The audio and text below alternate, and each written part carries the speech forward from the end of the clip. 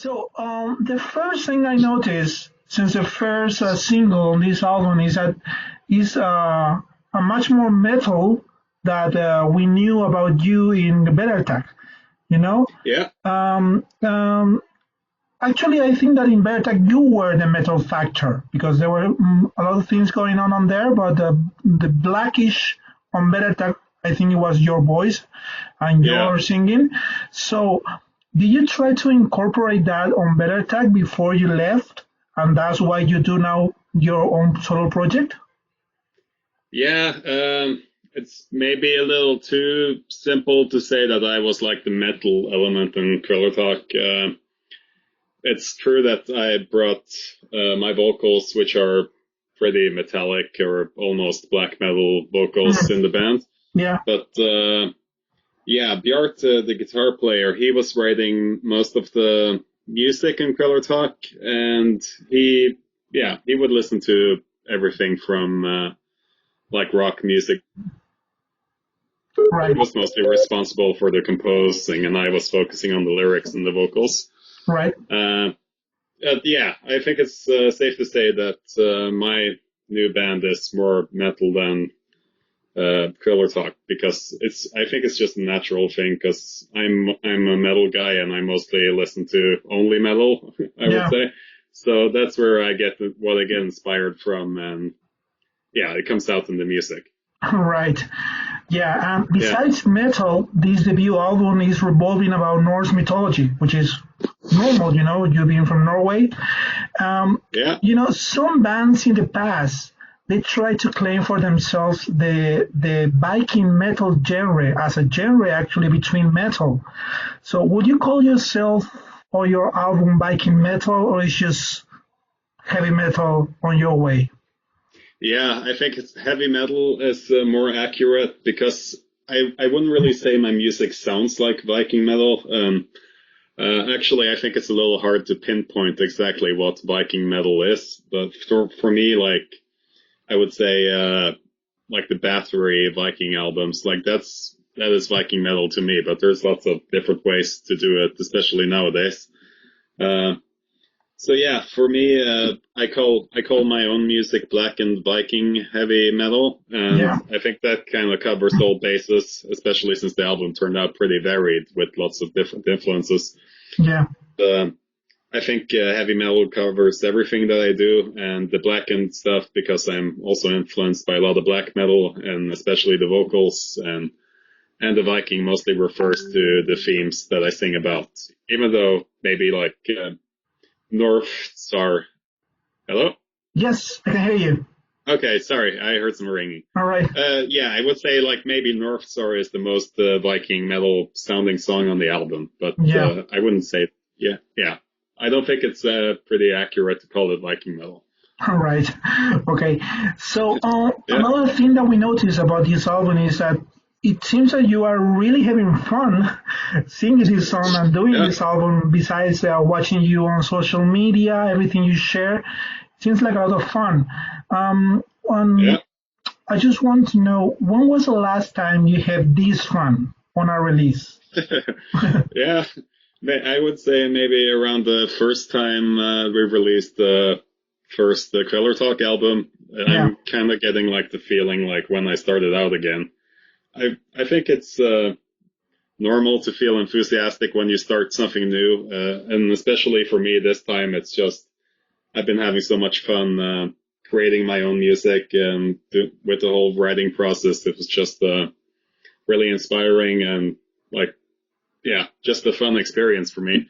And it's cool, especially fun these days when things are going well and you get great reviews and stuff. So yeah, I can't complain. Yeah, Yeah, that's what I thought because you know that I read in another interview that you mentioned that you stopped listening to metal because of the extensive touring you did until 2018, and in some sort of way you were tired about yeah. just.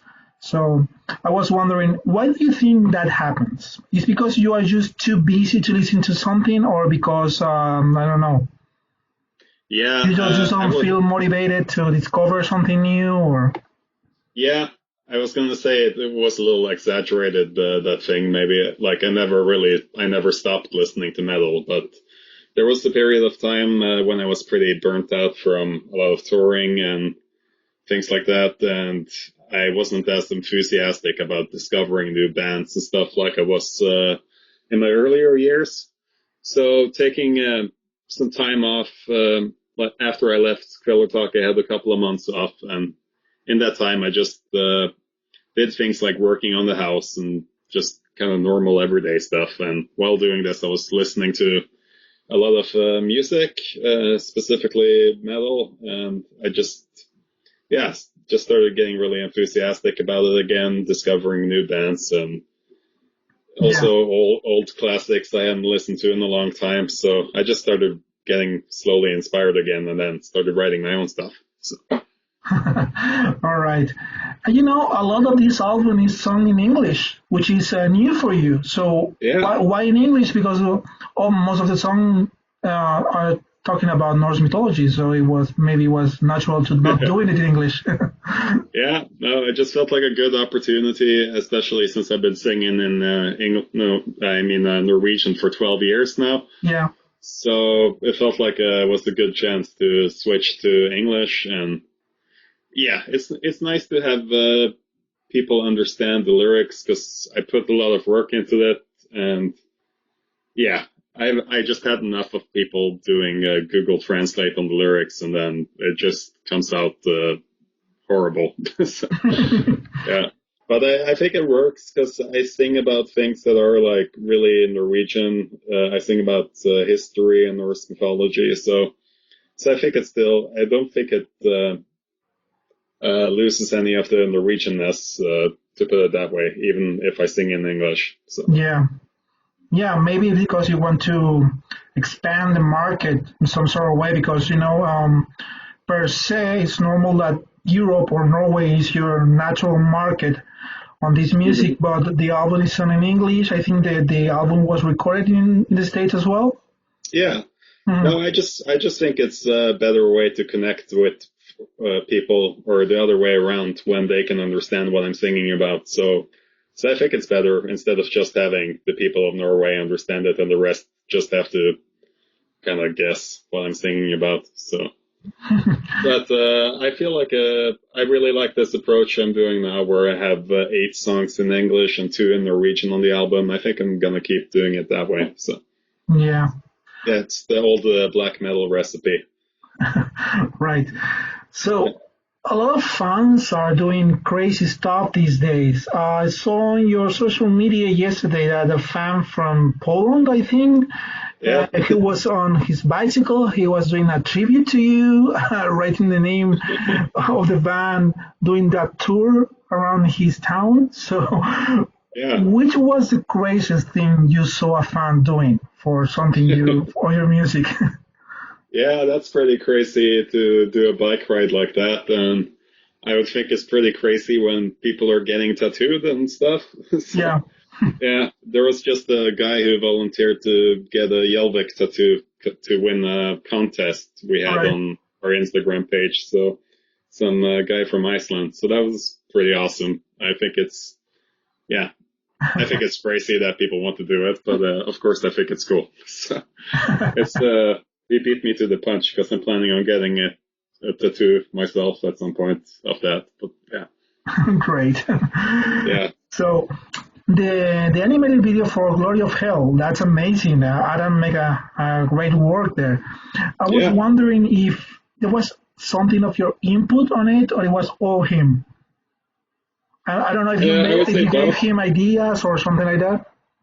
I gave him ideas for mostly the beginning of the video, and then like the whole thing when it gets crazy with the battle scenes and stuff, like the last half of the video, that was all him. So I just told him like a basic premise and some elements I wanted included in the video, and then Hmm. gave him the lyrics and told him what the song was about. And yeah, he took those ideas and made a great video out of it. So, Right. yeah, And actually, on that song, you have one of the two guests that you have on this album, and It's no other than Matt Pike from High on Yeah, Fire. So, did it feel natural to have someone like him singing on that song? yeah, I think it was the perfect song to have him on, Yeah, actually.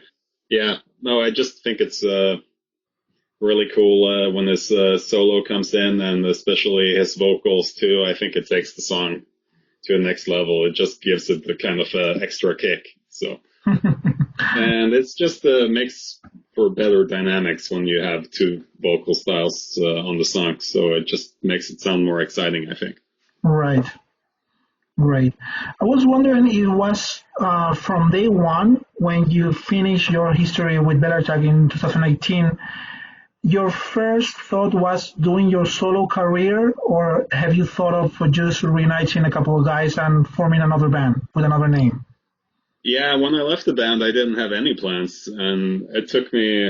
I didn't start thinking about making new music till a couple of months after. So I started writing music really early, like right after New Year 2019, Yeah, and yeah, learning recording software and stuff like that. And then after maybe like a week or two, I wrote Kveldulv, and then I wrote another song, North Star. That was the second song I wrote, and that's when I figured, okay, I'm gonna write a whole album, and I can pull it off. So that was cool. yeah, good.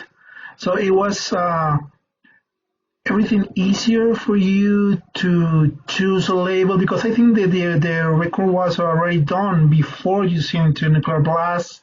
Yeah, You already had the idea to release it on your own, and then they contact you, I assume. So it was everything easy. yeah, that was really easy actually.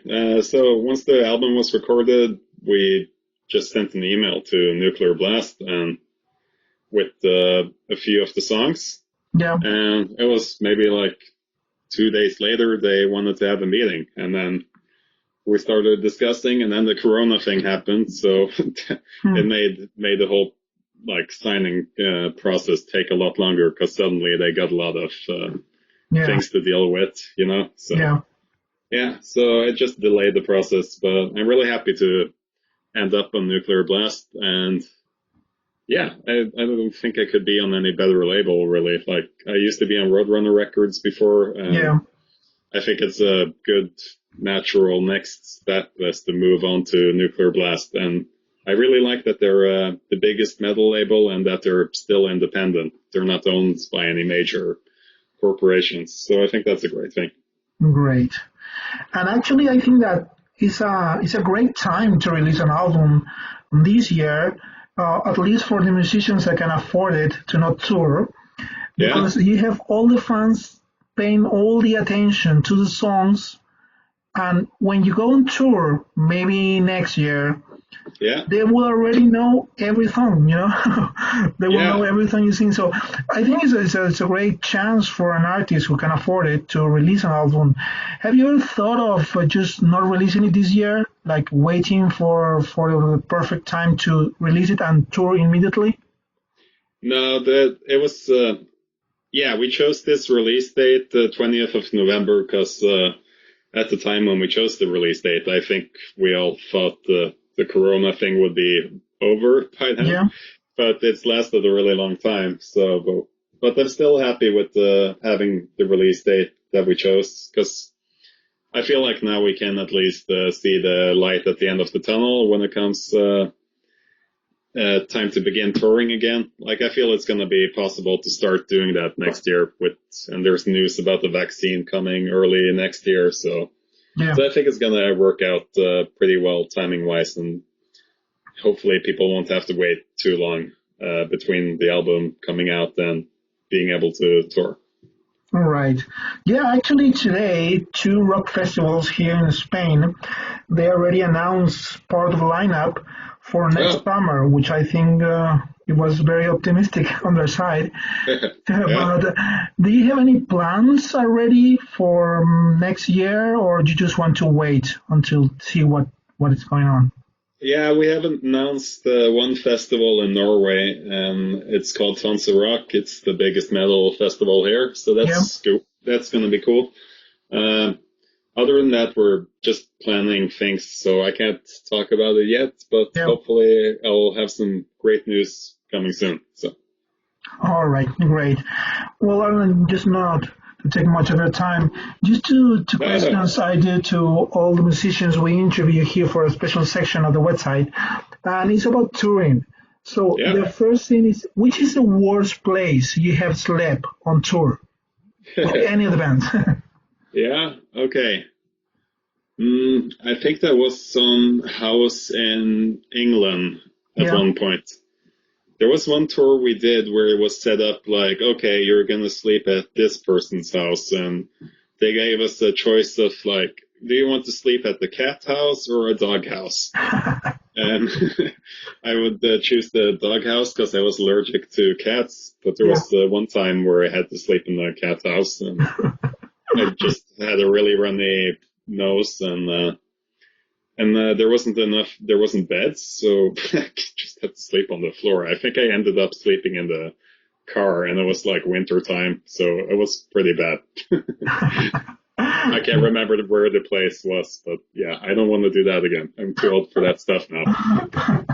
Right. And the Yeah. other one is, which is the worst or the funniest thing you ate while on tour, on a catering or something you try in a different country and you thought, oh, that's interesting or that's gross. Oh, yeah. I think I had squid or octopus in Japan, Yeah. and that's the worst. No, actually, okay. This is the worst thing I ever eaten. Raw horse sashimi. Uh-huh. Yeah, like just a piece of horse neck meat. Oh, And you eat it raw, and it was just really tough and tasted nasty, just the consistency. all right. So, What yeah, was this? this was maybe 7 years ago. I'm a vegan now, though, so maybe it's because of that. Yeah. Oh, good.